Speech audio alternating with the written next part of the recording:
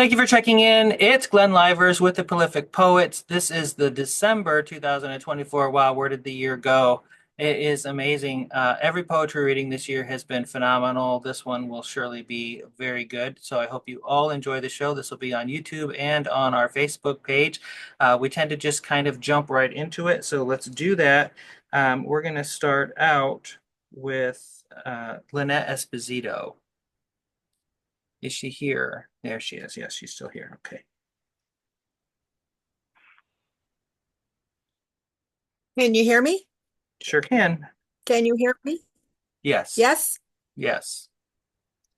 All right. I'm having a little trouble with my technical here, but I do have three poems. The first one, I try to follow the theme for renewal. The first one is reconstruction. In the throes of war, a dandelion lifts its yellow head. Bombs cannot eradicate seeds that surprise tempered dirt with spring. And that's it. Very good. The second one,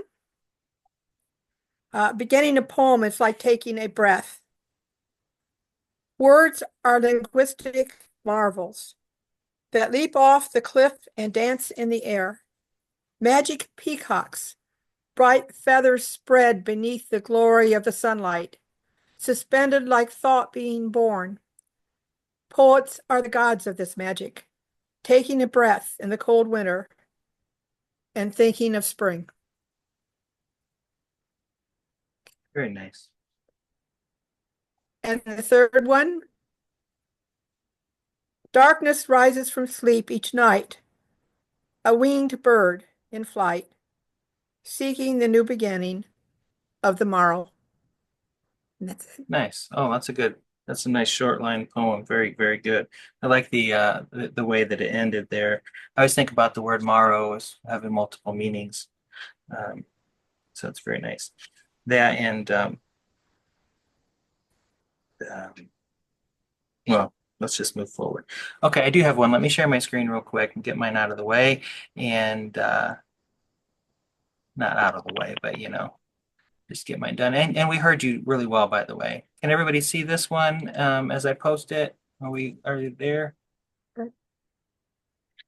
So my wife has a cockatiel that's new to our family. It's 2 years old, and her name is Pistachio. And I I penned this one for this event, and I put the word New Year's in it. So New Year's Day, Pistachios solo. I wake to Pistachio's whistle, sharp and bright. My wife's cockatiel calling out like a ringtone set by the sun itself, persistent and shrill, the way bird calls slip unnoticed into dreams. For a moment, I think she's inside my cell phone, trapped behind the glowing screen, her beak tapping at the glass, like she's trying to text me something urgent.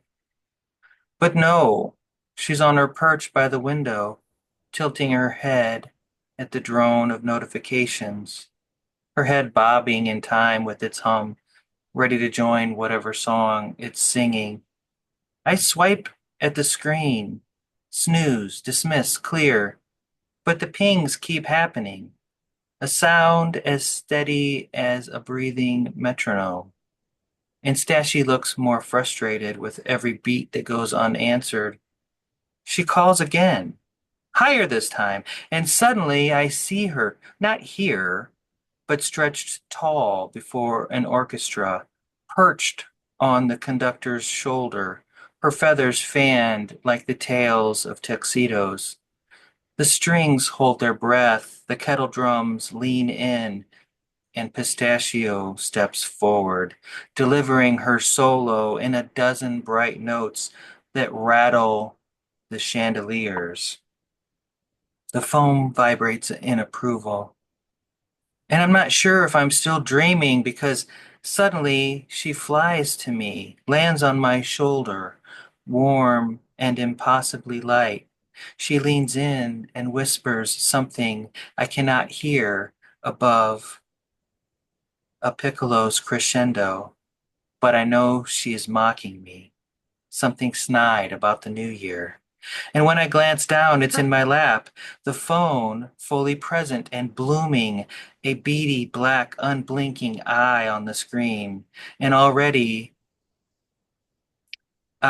certain that I'll spend this year badly, silencing reminders for things I never quite finish. Silly, silly but fun to write about our pet. All right, let's move on to Patrice. Her screen is black. Patrice Wilson, are you with us right now? All right, well, let's go to Mary Gunn and we'll come back to that.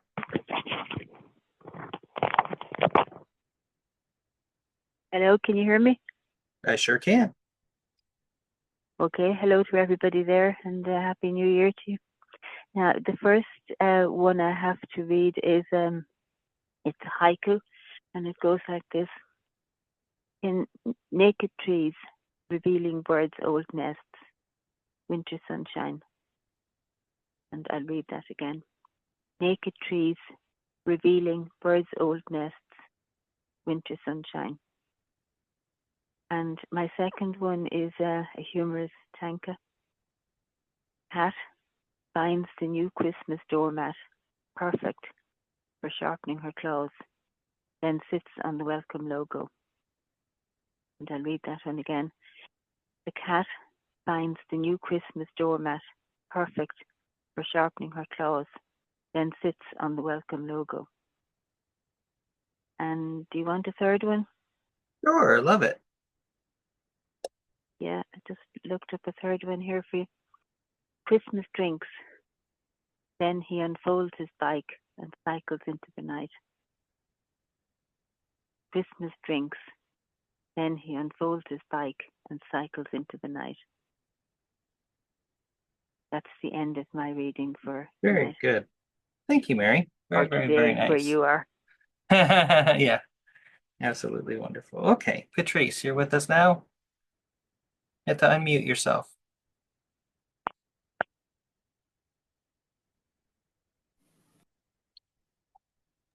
Got it now. Can you hear me?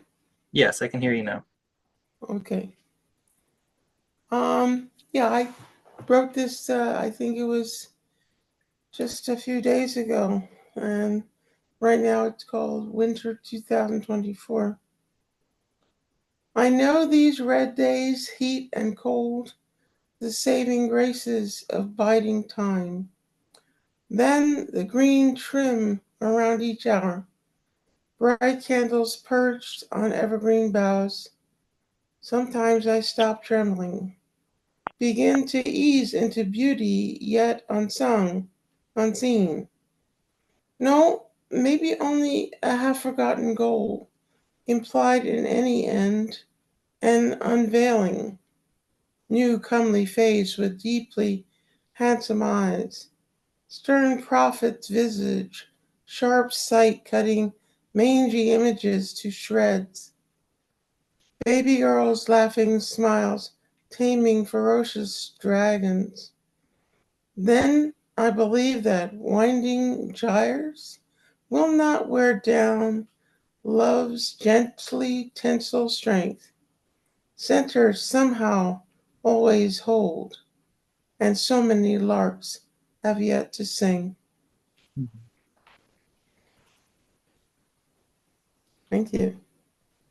And then I wanted to read something from my latest publication in Choya Needles, which comes out of California. Richard Seuss is the editor, and he does a whole spread of poems, 6 to 12 poems. Mine turned out to be about 6. And he does a nice photo of you at the beginning of the spread. This one is called Such Music, and it's gone through a lot of edits over the years, but this one finally was published. Such music.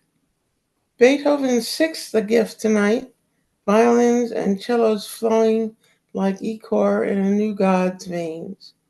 Such music makes nothing else but itself. Nothing matters except the sounds in my head. I look around and everything has disappeared except my soul becoming visible in the dark. I know somewhere a dog is barking, and though I don't hear this, I know it must be a joyful sound.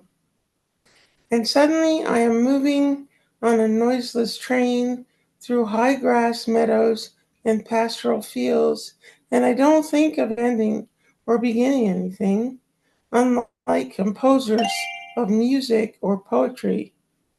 And tomorrow sits in a tub waiting to be cleansed as the music arrives, humble and serving like a nurse to wash me down. Then this night will sit in the study, falling asleep when the end of music is to get up from its chair and go to bed without me, simulate a dream, become the dreamer, sleep soundly as a god after a long day of creation and invention in 4/4 time under a winter sky with no moon. Hmm. Thank you. I Good. think that's all for me today. The two. Okay. All right. Well, very good. Thank you for that. One moment while James Bethel sneaks in here and gets nested, and then we'll go to Linda Imbler. Are you with us, James?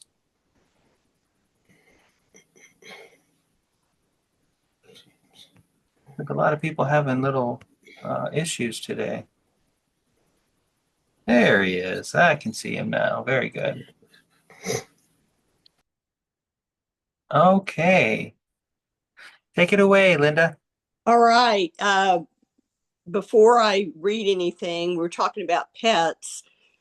Our yellow tang, Antonio, is going to be 25 years old in 2 days. Oh, wow. Yep. Yep. This is like the big birthday for the old tonester. So I thought I'd throw that in there so you guys could all, Amazing. because he expects it. Yes, he does. This one is called The Novel Woman Until Her End of Days. She sits bolt upright, throws back sheets, steals out for a look at the dawn. The new her reinvented in the dead of night. Novel perceptions of the world and what her brain constructed, ready to greet the universe. Change is inevitable. Sidewalks are not the same from moment to moment, and train cars repopulate frequently.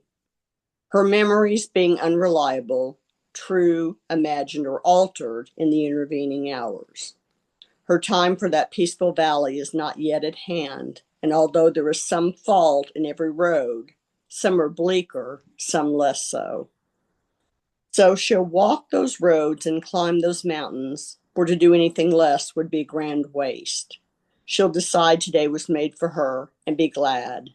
And tonight it will be written anew. Thank you. Oh, that was nice. Thank you. This one is also about newness. It's kind of an unusual one. It's called Lazarus the Refined. The once dead Lazarus wakes, stands up, steps over the dull coins that fall from his eyes. He feels the power of his old death, which came without warning and supposedly no remedy, as a dreamy memory. His awkwardness falls away as the vanishing heaviness once laid upon him becomes forgotten. He escapes the hazy straitjacket of his passing. The ratification of his death is repealed. He greets Joshua like a friend from the ages. When one helps you rise, it is one's duty to transform into a courageous yet genteel gentleman. Although even as a corpse, he behaved quite well. Thank you. I know. I got to get that one. My brain works in mysterious ways. Okay, this last one is new, in that it hasn't been submitted or anything. It's called The Morality of Fin, Feathers, and Fur. No false tears or smiles. Their greatness lies in their army of hearts. Their time is not long, but they leave us as happy people, their bravery not forgotten. If they could speak, would they speak of the soul? They live as if they understand. They live as if they fathom the eternity of each living thing. Thank you. Thank you. Very nice. Thanks. I always like the way you end your poems. Really strong. It seems like there's just that it just hits and it resonates. It's so nice. Peter, your MCO, please.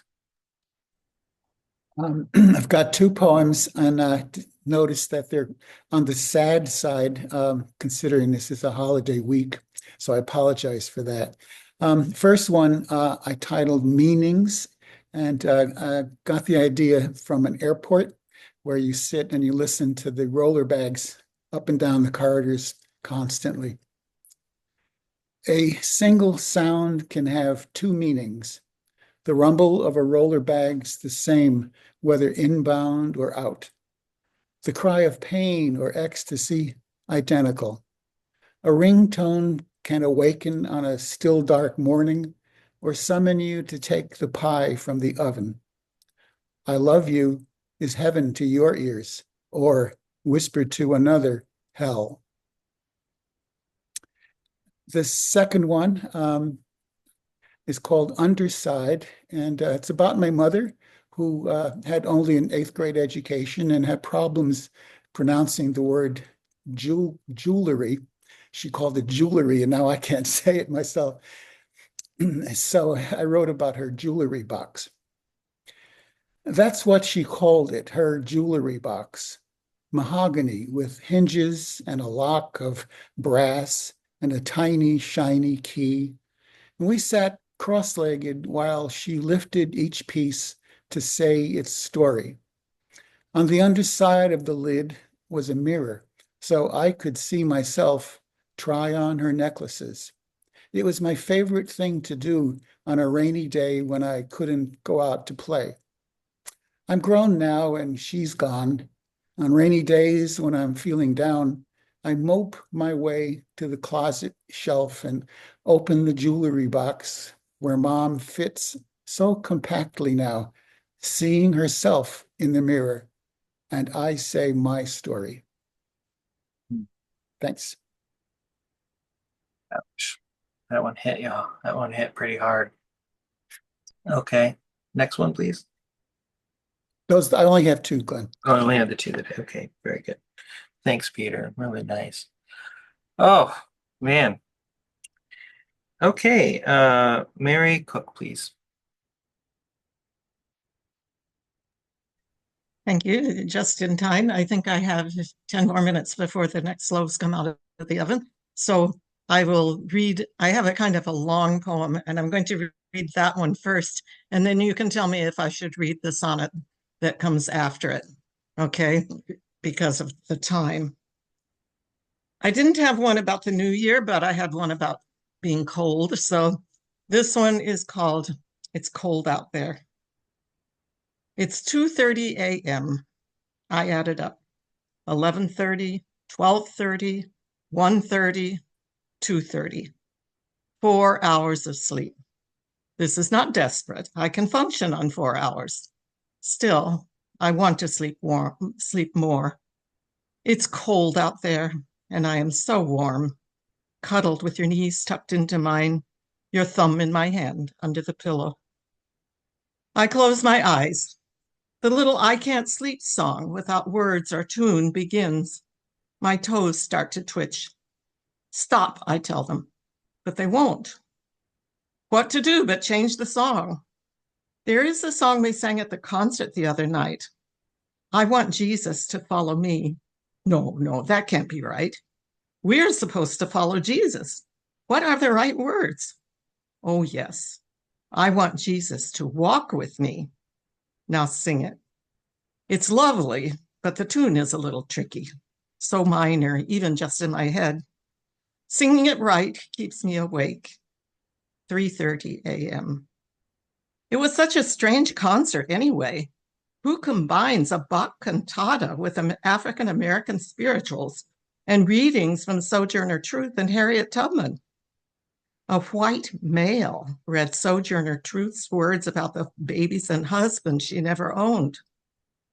I want to get up and read that program again to see how Bach's words connected. But it's cold out there, and I am so warm, cuddled with your knees tucked into mine, your thumb in my hand under the pillow. I want Jesus to walk with me.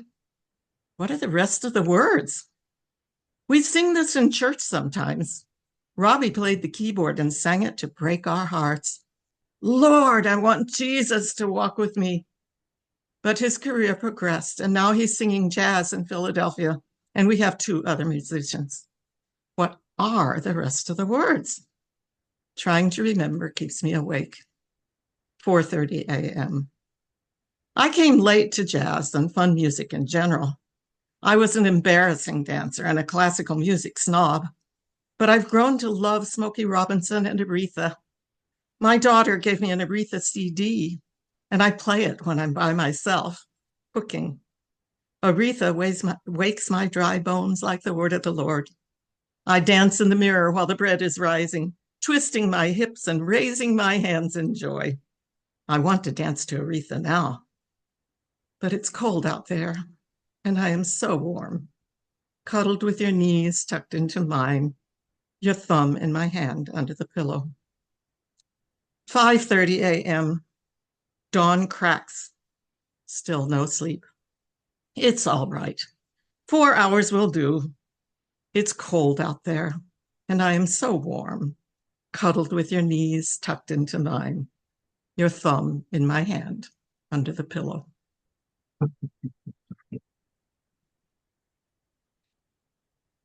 Now, should I read the sonnet, or is that? Yeah, of course. Yeah, we all want to hear it. Now that you let the cat out of the bag that you had one, we of course want to hear it. All right. This is from the upstairs porch. It's from this book, Before I Forget. And I have the 4 seasons all from the upstairs porch, which I just love. They're behind me in the window, which you can't see right now, but we like to eat out there. And this is from the upstairs porch, winter. From the window, you can see the porch abandoned. Chairs askew, their cushions gone. Bamboo curtains blown aslant. The floor too gritty. Table pushed against the screen. Trees stripped bare to bone cannot protect against a stinging rain or a snowstorm's gale. And birds on spindly twigs can scarce connect. The sun shines weakly, lemon-colored, pale. Yet shadows hint of peace and quiet joy that last inhabited this sacred space. Winter won't diminish or destroy our expectation of the coming grace of buds and blossoms, leaves and nests in trees, of hope that always calls us to our knees.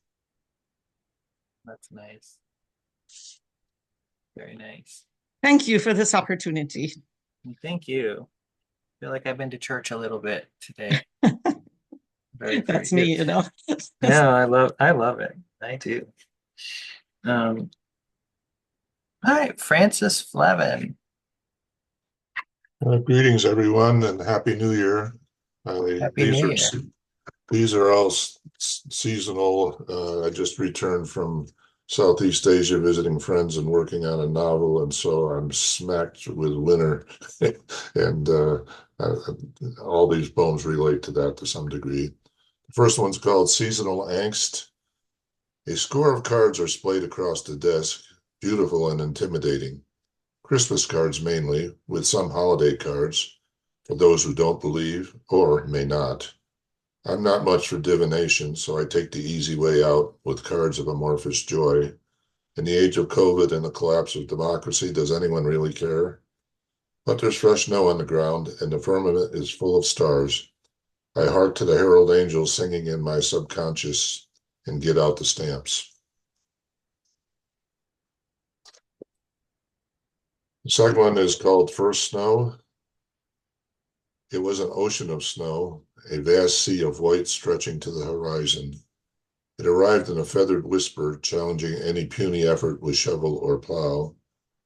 Marooned in snow and melancholy, I retreated to the house, leaving others to first mark and mar this purity of desolation. And finally, this one is kind of a Western poem. It's vistas, or what the excuse that people have with got acres and acres you couldn't raise a fuss on, and and the excuse for staying here is vistas. Vistas.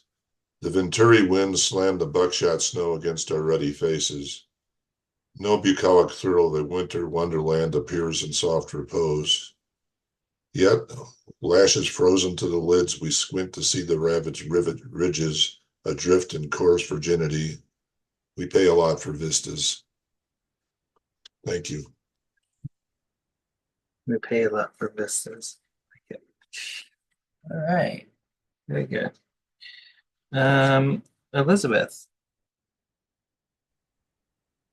Hello, all.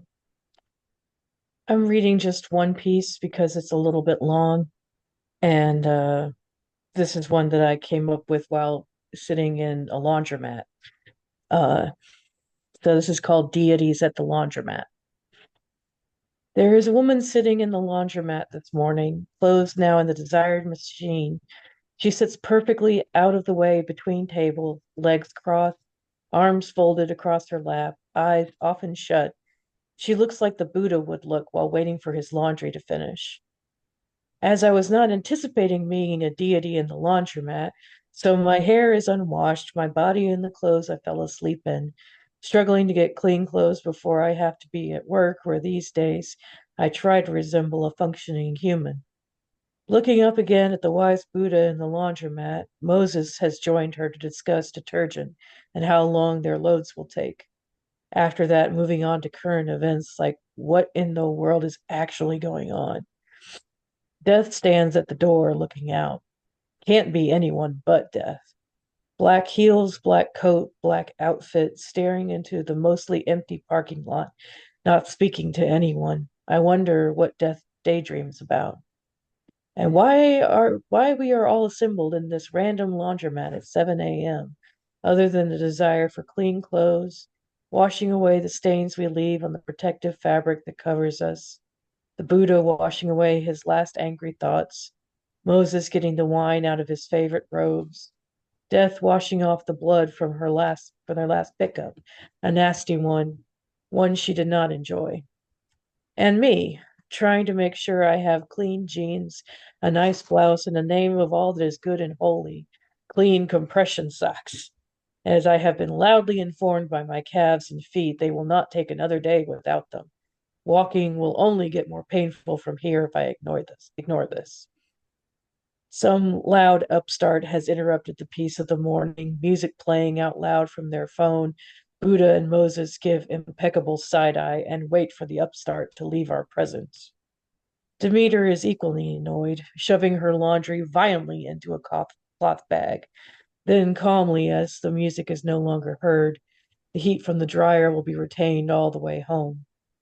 Persephone's skinny jeans will be free of the beer stains that she drinks on the back porch when she is at her mother's, trying to numb herself to the pain she feels being away from Hades for so long. They both pretend it isn't happening, just like they pretend that this dance has now become automatic rather than one either of them looks forward to. But spring has to be obeyed, and thus all three are trapped. One of the machines isn't working correctly. Buddha and Moses have a debate about what should be done with no real resolution. Parting the Red Sea was easier than mastering the intricacies of laundromat washing machines, which do break down with a surprising regularity. The Buddha asked me for the time. 7:15 a.m. I need to be gone before my clothes are fully done. Wrap myself in denim and cotton and hope the shell that I put on is acceptable to the world, to work, to the agent I must meet about a new apartment. I wonder if Persephone just keeps separate wardrobes in separate places. How many despaired in the desert and turned back?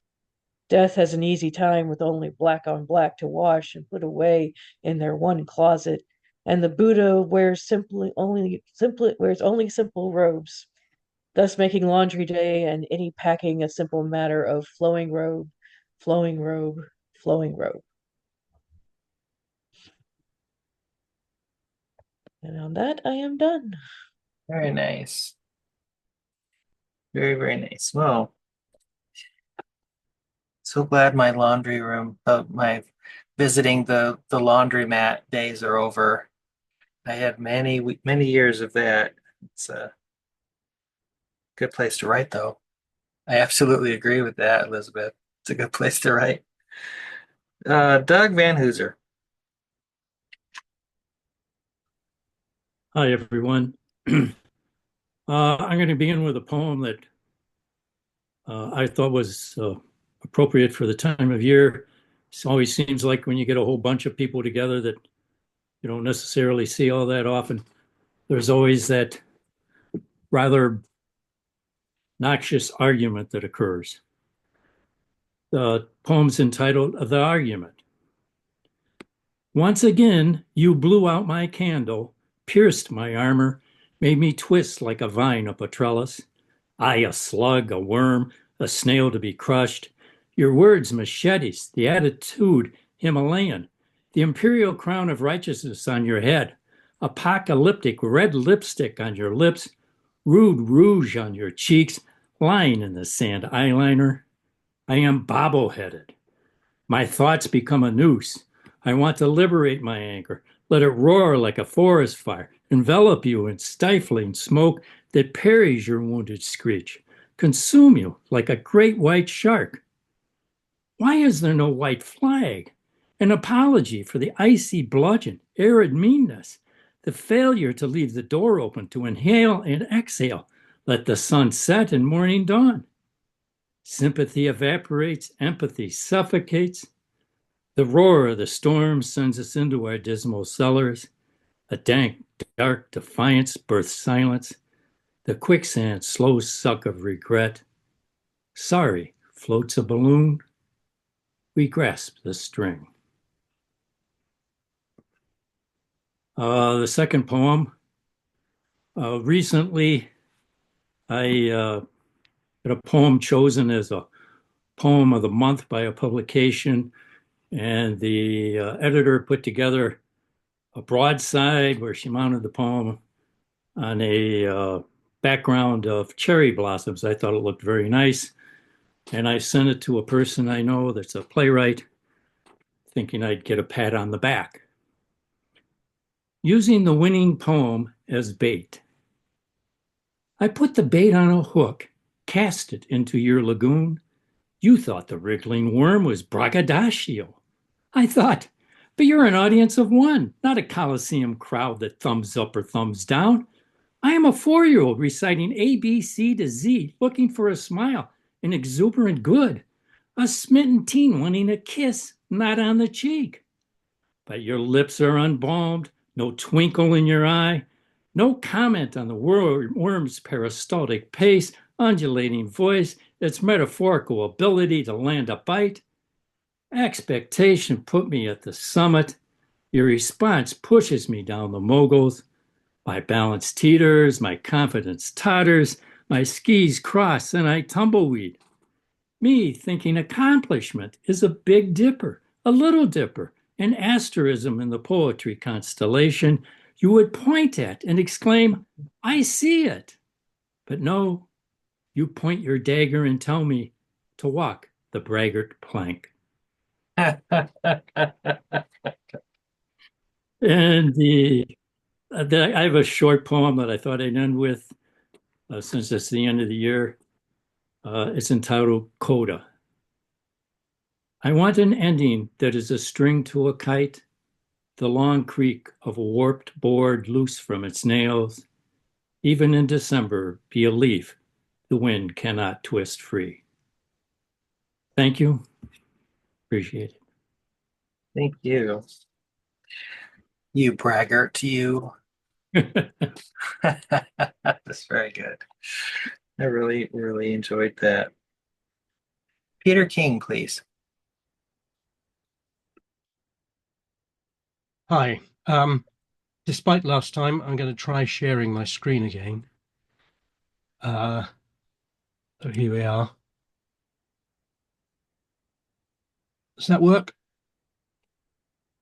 Yes, I Oh, see. Time Traveler. great. I should make excuses right at the beginning. I'm at the end of a stinking cold, so my voice might begin to falter. Um, I think I don't have more than one New Year poem. So that's the last one. So I chose another couple to go with it at random, and I've only just in the last 5 minutes realized that they're almost the opposite of new beginnings. But never mind. Sorry about that. This first one, Time Traveler.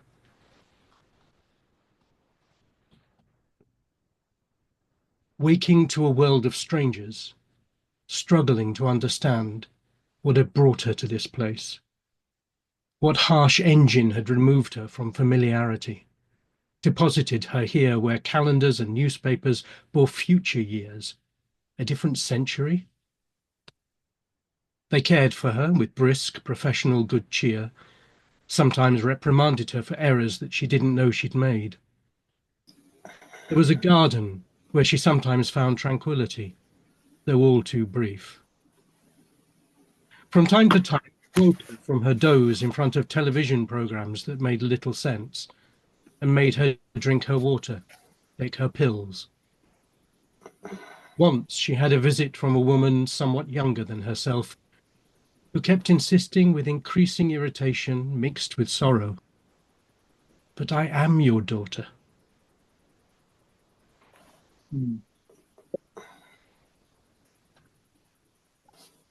Uh, this is for a friend of mine, Justin Gosling, who died a couple of years ago after a fall. Um, Justin was the sort of person who would not have appreciated a solemn response to that. Um, so I think he'd have enjoyed this. A fall can be a little thing. A fall can be a little thing when bones are young and blood is thick. Hardly noticed in your spring, a fall can be. But old time plays its usual trick. Your body struggles to take wing. Your mind still thinks itself a chick. And when you walk, your arms a swing, disdaining a supporting stick. You find how dangerous a thing a fall can be.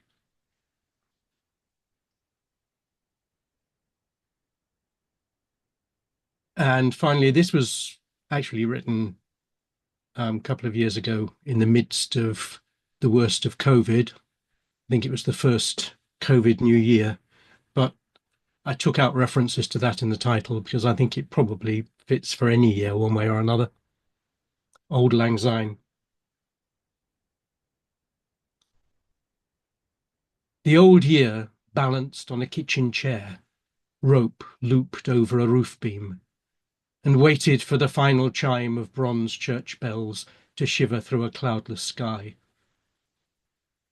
The new year waited too, prepared to kick the chair away if finally the old year lacked the will. Perhaps it was the dust, the chilly air, or some new viral variant. Whatever caused the loud and vicious sneeze, it set the chair to wobbling, to fall, and as the new year wiped its face, disgusted at the feel of finely sprayed infection, the old year jerked and twitched and danced and grinned. Thank you. That's my lot. Thank you. Just get here.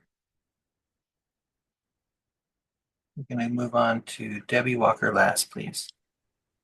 Hello, everyone. Hello. I wanted to say that I really enjoyed being in this little journal called Green Ink Poetry. If anyone has desire to look into submitting to them, they put out a nice size journal, and it has photos and some photos in it, not a lot, but it's really, really nice, and I recommend them. So I'm excited to be in there with my mountain poem that I've recited it on here before. They changed it. They changed about 2 words in it, but to no ill effect. So that was a good thing. It was only 2 words. Okay, I have 3 tankas, and I'm on this tanka kick, but I tried to write something about new, and then the other 2 are older. Blanketed in new waves of feeling in old frames. Nothing is flawed yet. A tableau not fully set. Promise lifts, shifts, just like love.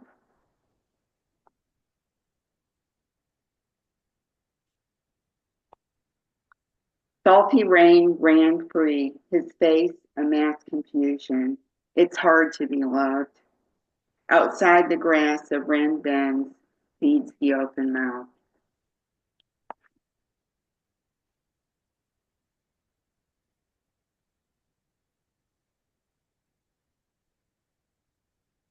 Last one is, everything is still about my father. His eyes speak multitudes now.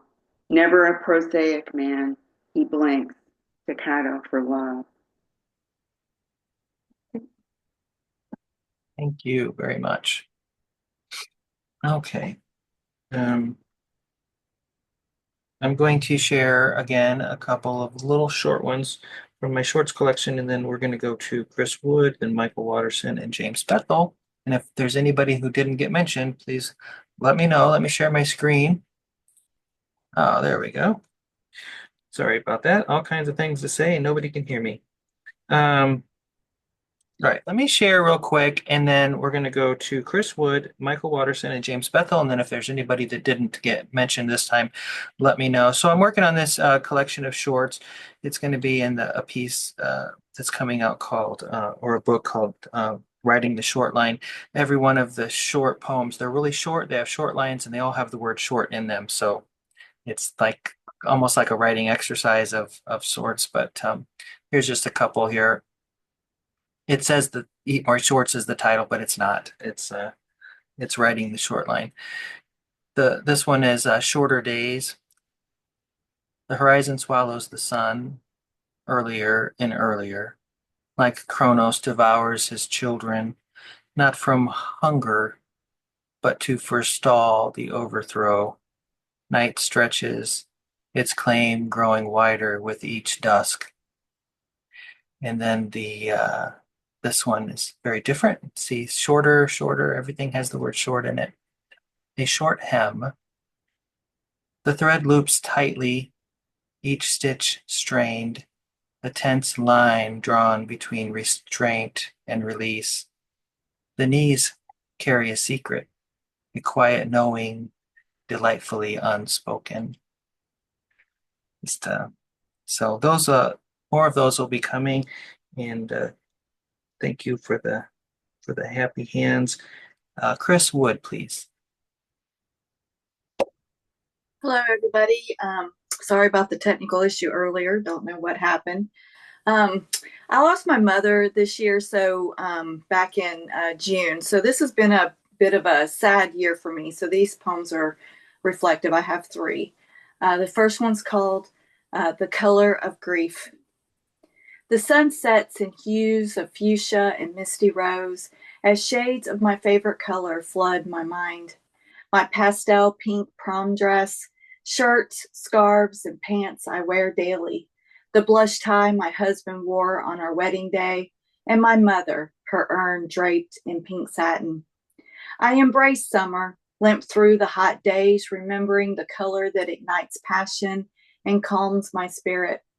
though this year the dazzle of azaleas, butterflies, and rose quartz paled as Mom slipped away, her coral lips no longer drawing in the fragrance of life. And of course, this is, kind of my first Christmas without neither of my parents. My father passed away back in 2015. So this one was about him.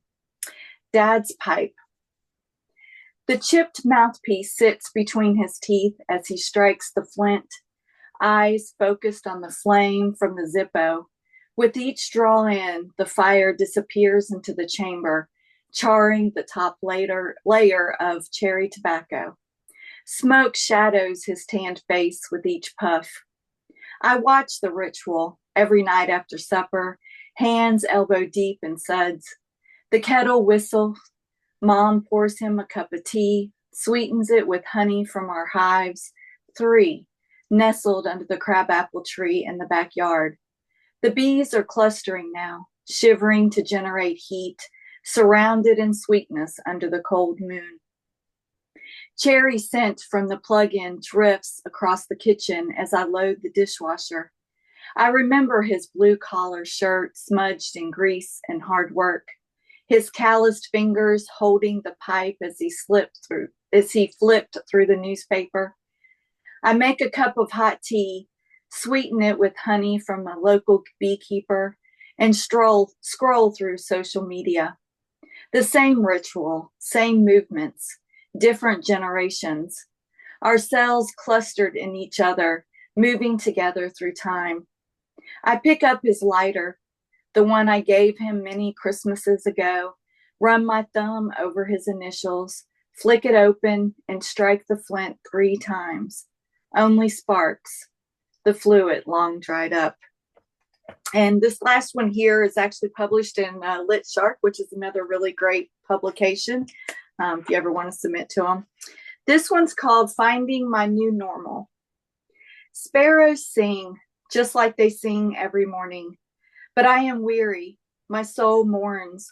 Loss saturates, bleeds through my skin, smears everything I touch. I scale the wall of uncertainty, fall into the depths of despair. Stroking, kicking, I follow the bubbles upward, toward the surface, toward the light. Thank you. Thank you very much. A couple of comments on that. First of all, your poem about your mother really humanized that, and in the way that great poets do, and it's very brave of you to write that and share it the first year. Usually, people need a lot of distance before they can do something that well. So, I'm very proud of you for that, and I'm sorry for your loss. I think you helped us all feel that a little bit, and so just so you know, we're all here to support you. Um, all strong pieces. Thank you so much, Michael Watterson, please.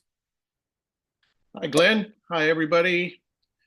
So the first 2 poems I'm reading come from a website called shinepoetry.com, curated by a New York poet named Samantha Terrell. They're on the website this month. The first one is December Romance.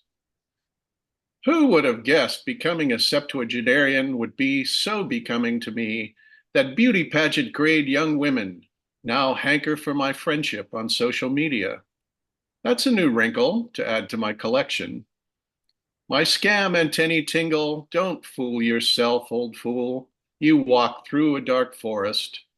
But let me entertain the fantasy, at least until the next time I look in the mirror and see my rheumy-eyed gray grandfather looking askance at me. And the second poem is called Excusez-moi, Where Am I?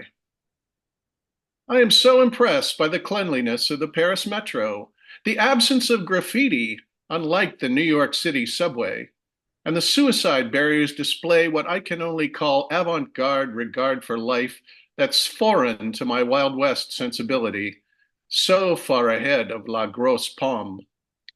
And though I scan the color-coded routes for the location of my station for 10 minutes, my finger pecking at the map like a barnyard chicken, I get on the wrong train, get off, double back, and try again. Another lost American, but smiling, enjoying the pristine ride. And thank you. Finally, the last poem I'll read is from my collection, which came out in 2022, called Cosmology of Heaven and Hell, published by the Poetry Box. And it's a New Year's poem. It's called Toast.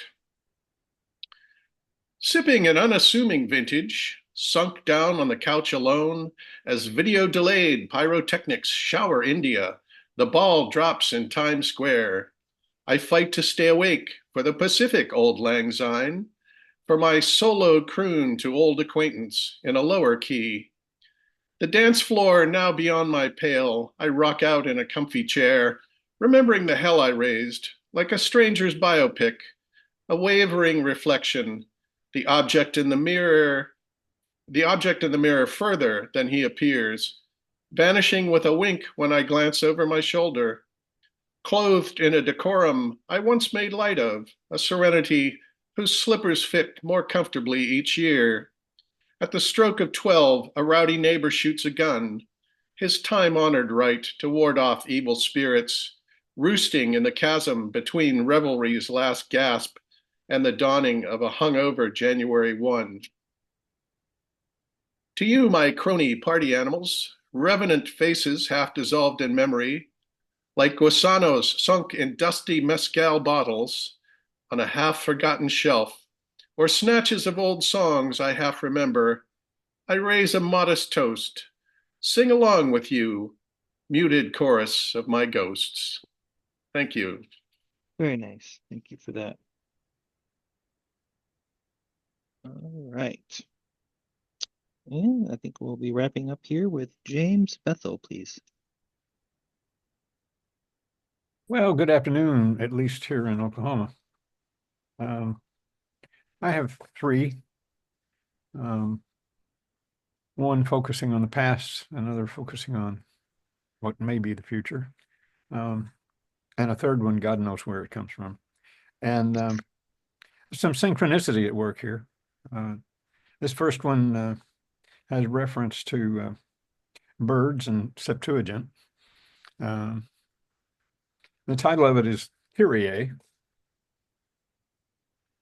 The word Kyrie is used in the Septuagint, which is the earliest Greek translation of the Old Testament,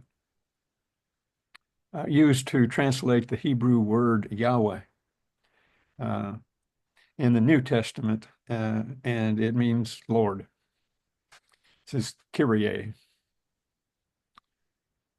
Freezing, clear, breezeless, save for that generated by birds' wings. They love the dying sugar maple that still stands at the patio center. Singing morning songs, they make up this winter's dawn symphony of voices, each in their turn, sometimes sharing the composer's branches. A cardinal pair, uncounted sparrows, scissortail, mockingbird, and jay, all have claimed their usual cacophony to whispered grumbles. In rare silence, Old Man Crow watches from his post atop an overloaded telephone pole.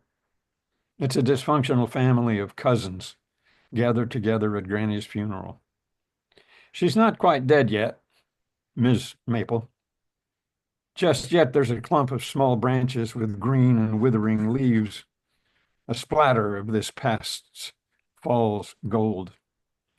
Final payment for years of solving the great mystery of shade.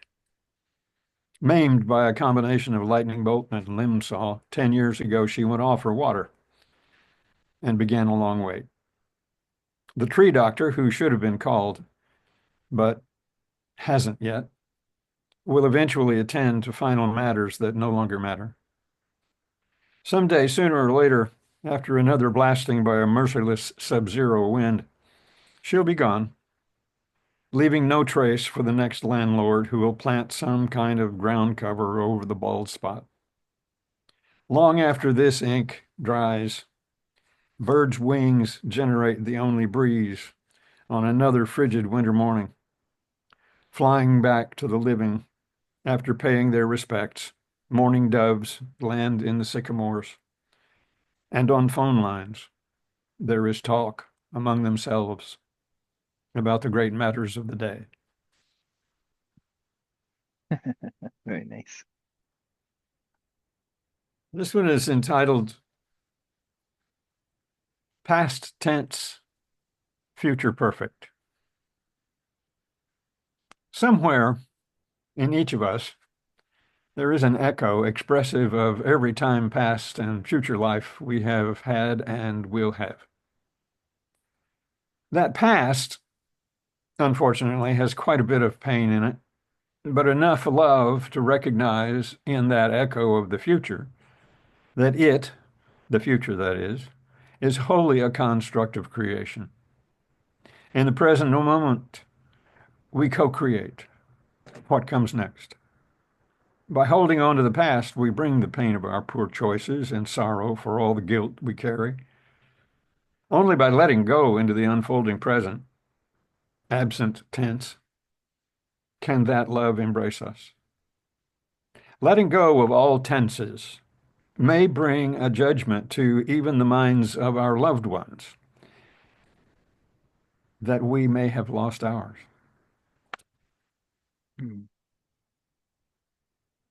And this one doesn't seem to be tied to anything, even though it has reference to time frames. Title of it is No Light at the End of the Tunnel. The busiest year of my friend George's life started on an April Fool's birthday back in 1999. The U.S. government placed the entire burden of solving the then impending Y2K disaster all on his shoulders. He succeeded, but was never given any credit. Bill Clinton sent him a note and a nice New Year's card with a thank you guide and a note to where to find a $100 McDonald's gift certificate. Budget cuts since all but eliminated the possibility during the pandemic crisis. George was not available, unfortunately, in order to save the McDonald's that had been discovered in Marienbad.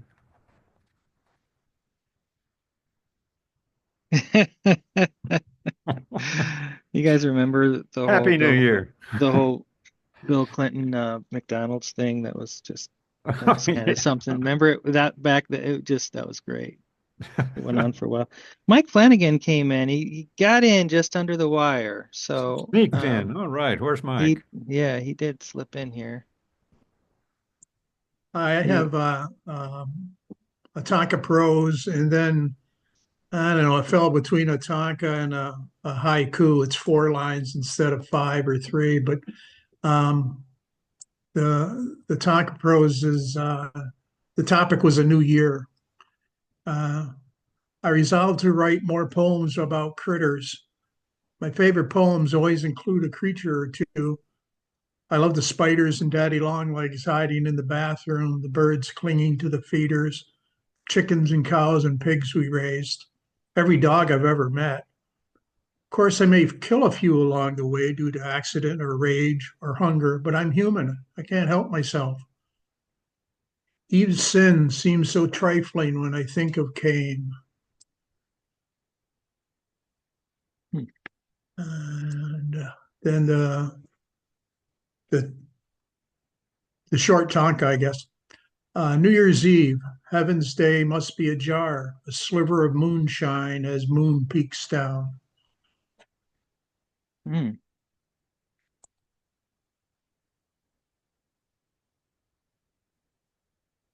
Very Thank nice. you. You came in late, but so you don't know, but we did agree to 3 today if you want to do another Okay. one. Yeah, I do have a real haiku here.